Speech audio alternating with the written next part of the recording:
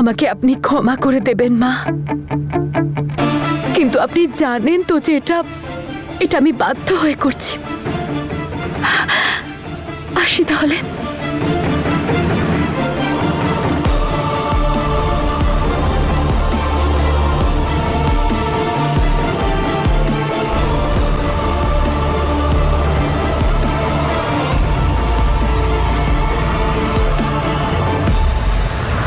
যদি জ্যাসমিন বিয়ে করে চলে যেতে চায় তাহলে আমরা কি করতে পারি?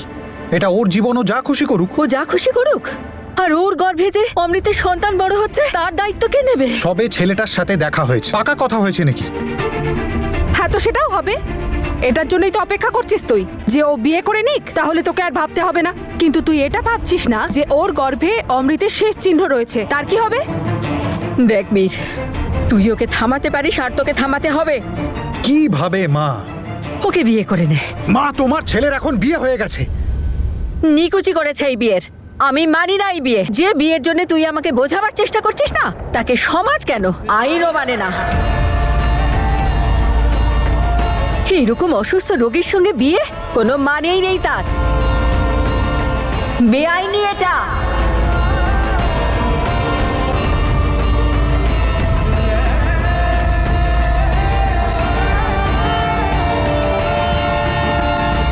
আমি মানি না এমন সমাজকে, এমন আইনকে যা আমাকে আমার তনুর থেকে দূরে রাখে, যেটা আমাকে আমার ভালোবাসা থেকে দূরে রাখে। আর তুমি আমাকে জিজ্ঞাসা করেছিলে না যে আমার সম্পর্ক কি তনুর সাথে? সেই জন্য আমি বিয়ে করেছি। তনু এখন আমার স্ত্রী, আর ওকে ওই জায়গা থেকে কেউ সরাতে পারবে না। সরাতে হবে তোকে, সরাতে হবে তোকে। আমি 2 ঘন্টা সময় দিচ্ছি বীর। তোকে সিদ্ধান্ত নিতে হবে। সিদ্ধান্ত মা, নিতে মা, হবে মা, তোকে। মা, মা। দিদি, জল নিয়ে এসো। মা, মা।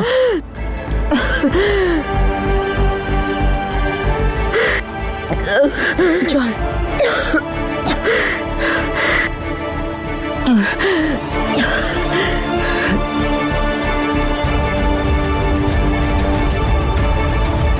তুমি এত চিন্তা কেন করছো? কিচ্ছু করবে না জ্যাসমিন, কোথাও নিয়ে যাবে না বাচ্চাটাকে। আমি কিছু একটা করছি।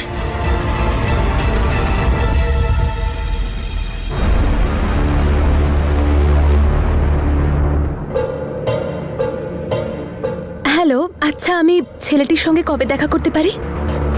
আচ্ছা, কাল। ওকে ওকে, থ্যাংক ইউ। এইবার হবে মজা। বীরু নিশ্চয়ই এক্ষুনি ফোন করবে। মায়ের এত দুঃখ আর আনন্দ এতক্ষণে নিশ্চয়ই বীরের ঘাড়ে চাপিয়ে দিয়েছে মা। কাম অন বীর, তাড়াতাড়ি ফোনটা করো, আমি তোমার ফোনের ওয়েট করছি তো। দাদা, তুমি এবার কি করবে? জানি না আমি কি করব, কিন্তু কিছু না কিছু একটা করতেই হবে। এই প্রবলেমের সলিউশন তো বের করতেই হবে। মাহি, তুই ভিতরে যা, আমি কিছু একটা করছি। হায়, কি মিষ্টি দেখতে জ্যাসমিন। কেউ যেন নজর না দিয়ে দেয়, ব্যাস। থু থু থু থু থু। দেখো বীর, রেডি হয়ে গেছি আমি, আর আমি বিশ্বাস করি যে আজ তুমি আমাকে ঠিক প্রপোজ করবে।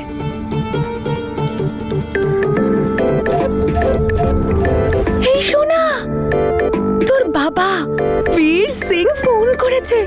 দেখেছিস তো ঠাম্মির ক্ষমতা, আমি বলেছিলাম না। আচ্ছা, এবার কথা বলি। হ্যালো, হ্যাঁ বীর। জ্যাসমিন, আমি তোমার সাথে দেখা করতে চাই। কেন, কি হয়েছে? সব ঠিক আছে তো? আমার তোমার সাথে ভীষণ ইম্পর্টেন্ট একটা কথা আছে। আমি এক্ষুনি যাচ্ছি।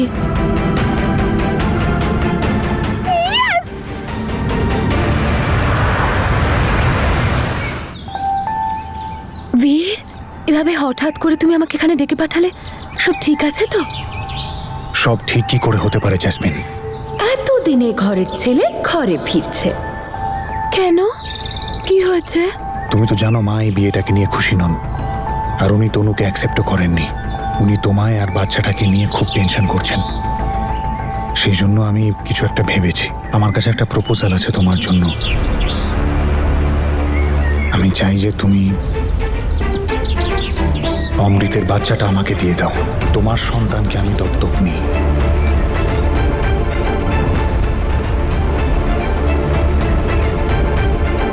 এসব কি বাজে কথা বলছো তুমি? হ্যাঁ, তোমার একটু লজ্জা করছে না এই কথাটা বলতে? কেন? কি হলো জেসমিন? তুমি তো এমনি তো বিয়ে করে কানাডা চলে যাবে, তাই না? তুমি বিয়ে করছো, so good, I am really happy for you. Bir, তুমি এসব কি বলছো? আমি কিন্তু কিছু বুঝতে পারছি না। আমি সব বুঝতে পারছি জেসমিন। আমি এখন কোনো ছোট শিশু নই। তুমি কি ভেবেছিলে তুমি মাকে গিয়ে বলবে যে তুমি বিয়ে করে কানাডা যাচ্ছ, তাই যাতে আমার আর তনুর বিয়েটাকে ভাঙা যায়? তুমি ভেবেছো আমি বুঝতে পারছি না তোমার মাথায় কি চলছে? জেসমিন, নিজেকে স্মার্ট ভাবা খুব ভালো ব্যাপার, কিন্তু অন্যদেরকে আনস্মার্ট ভাবা সব থেকে বড় বোকামো।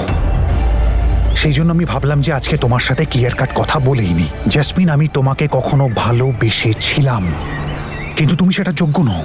কিন্তু তোমার জন্য আমার জীবনে একটা দারুণ জিনিস হয়েছে, তনু, যে আজ আমার ভালোবাসা, আমার জীবন আর আমার স্ত্রী। আর এই সত্যিটাকে কেউ বদলাতে পারবে না। তুমি যতই ছলনা, যতই চালাকি করে নাও না কেন, তুমি আমাকে আর তনুকে কখনো আলাদা করতে পারবে না। আর তোমার কথা বাদ দাও, এই পৃথিবীর কোনো শক্তি, কোনো সমাজ, কোনো আইন আমাদের আলাদা করতে পারবে না। তুমি বিয়ে করবে, তাই না? যাও, যাও গিয়ে করে নাও। যার সাথে করার ইচ্ছে তাকে করো, যার সাথে থাকবে তুমি তার সাথে থাকো। কিন্তু একটা কথা মাথায় রেখো, তোমার গর্ভে সিং পরিবারের উত্তরাধিকারী রয়েছে, যে সিং পরিবারের সাথেই থাকবে। আমি এই বাচ্চাটাকে অ্যাডপ্ট করব। আর তুমিও একটা কথা কান খুলে শুনে রাখো মিস্টার বীর সিং, আমার সন্তানকে আমি কাউকে দেব না। যদি তোমার কোনো আইন মানতে ইচ্ছে না করে তাহলে মেনো না, সেটা তোমার ইচ্ছে, কিন্তু আমি মানি। আর আইন কখনো একজন মাকে তার সন্তানের থেকে আলাদা করবে না। আর সেই আইন যদি জানতে পারে এই সন্তানের মা তোমার মতো, তাহলে তো নিশ্চয়ই আলাদা করবে। তুমি তো এমন করে কথা বলছো যেন তুমি কোনোদিনও কোনো অন্যায় করোনি। একটা কথা মাথায় দিয়ে রাখো, যদি আমি একবার তুমি আমার আর তনুর সাথে কি কি করেছো সেই কথাগুলো কোর্টে গিয়ে বলি না, তাহলে বাচ্চা অ্যাডপ্ট করা তো অনেক দূরের কথা, কোর্ট তোমাকে আমার বাচ্চার কাছাকাছি আসার অনুমতি দেবে না। তুমি বাচ্চাটাকে জন্ম দিতে চলেছো জেসমিন, আর বাচ্চা জন্ম দিলেই মা হওয়া যায় না, বরং মা হতে গেলে বাচ্চাকে নিজেদের সময়, নিজের খুশি, নিজের মায়া মমতা সবকিছু দিতে লাগে।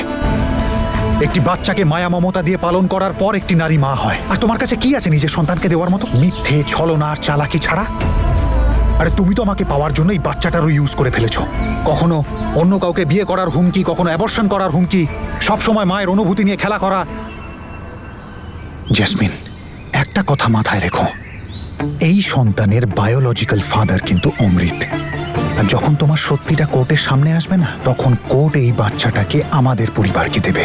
আর এটাও হতে পারে যে সত্যিটা সামনে আসার পর তোমার বিয়েই হলো না। তাই সেই কারণে যাই করবে না কেন, ভেবে চিন্তে করো। তার কারণ আমি এখন আর সেই পুরনো বীর নই যে আমি তোমার হাতের কাঠপুতুল হয়ে যাব আর যাকে তুমি যেমন খুশি নাচাতে পারবে। আর পরিস্থিতি পাল্টে গেছে জেসমিন। খুব ভালো হয় যদি তোমার চিন্তাধারা তুমি পাল্টে নাও।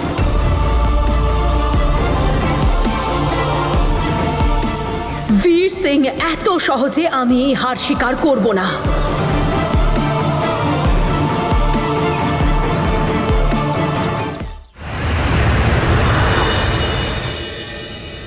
এসে গেছিস তুই? কোথায় গেছিলি? জ্যাসমিনের কাছে? কি বললি তুই ওকে? যেখানে বিয়ে করার করে নাও। একবারও ভাবলি না তুই এটা বলার আগে? তুই তো তনুকে চাইতিস, পেয়ে গেছিস। আরে একটা রোগী মেয়েকে বিয়ে করে নিলি তুই, যাকে কোনো হোমে যজ্ঞে কিছুতেই লাগে না।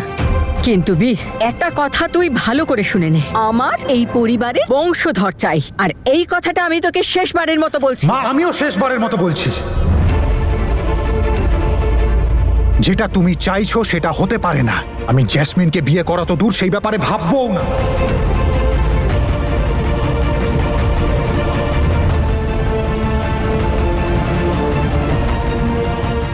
তোকে আমার কথা শুনতে হবে। পারবো না শুনতে মা, আমি শুনতে পারবো না।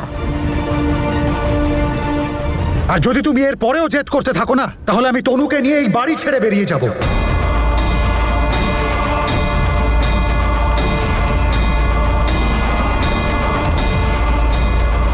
যেই বাড়ি আমার বিয়েকে, আমার স্ত্রীকে অ্যাকসেপ্ট করতে পারে না, আমারও সেই বাড়িতে থাকার ইচ্ছে নেই। তনু আমার জীবন, আর শেষ নিঃশ্বাস অবধি থাকবে।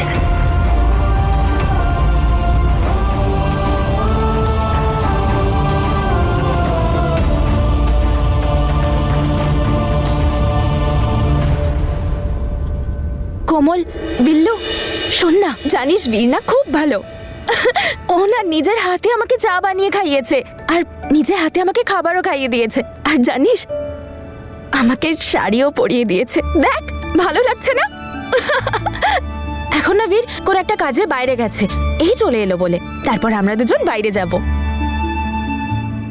জানিস বীরের মা না এখনো খুব রেগে আছে, কিন্তু যখন ওনার রাগ কমে যাবে তারপর না আমরা সবাই মিলে ক্যারাম খেলবো, খুব মজা হবে। পরে কথা বলছি, হ্যাঁ?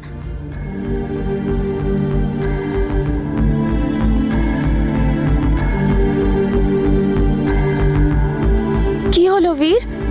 কিছু হয়নি তনু, আমরা এখান থেকে বেরিয়ে যাচ্ছি। তুমিও নিজের ব্যাগ তাড়াতাড়ি গুছিয়ে নাও, এক্ষুনি বেরোতে হবে। কোথায়? ড্রিম হাউসে যাচ্ছি? না তনু, নিজের বাড়ি যাচ্ছি। চলো তুমি তাড়াতাড়ি নিজের ব্যাগ প্যাক করে নাও। কিন্তু তুমি তো বলেছিলে এটাই আমাদের বাড়ি, আমরা এখানেই থাকবো। হ্যাঁ, কিন্তু তুমি তো এখানে ভয় পাও, তাই আমি ভাবলাম আমরা অন্য কোথাও যাই যেখানে আমাদের কেউ কিচ্ছু বলবে না। ওকে চলো, তুমি শিগগিরই নিজের জামা কাপড় গুছিয়ে নাও। ওকে চলো।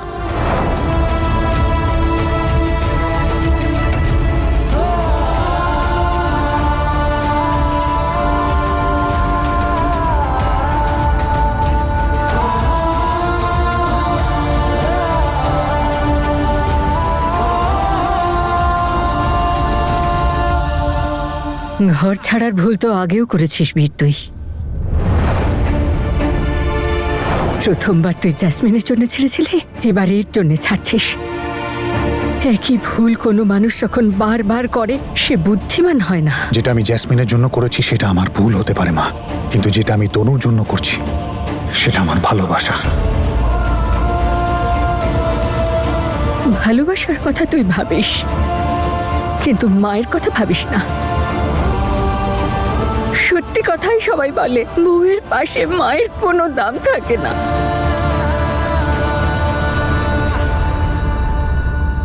তুমি আমার জন্য সবার উপরে, কিন্তু তুমি তো আমাকে শিখিয়েছিলে যে নিজের কর্তব্য যেভাবেই হোক পালন করতে। আর দাদু, তুমি তো বলতে যে যখন একটি মেয়ে নিজের বাড়ি ছেড়ে তার শ্বশুর বাড়িতে আসে তখন ওর খুশি, ওর কেয়ার, ওর সেফটি সবকিছুর দায়িত্ব তার স্বামীর ওপর এসে বর্তায়। তাহলে কেন আমাকে আমার দায়িত্ব পালন করতে আটকাচ্ছ তোমরা? আমি এমন বাড়িতে কি করে থাকতে পারি যেখানে আমার বউকে অ্যাকসেপ্ট করা তো দূর, আমার বিয়েটাকেও বৈধ মানা হচ্ছে না।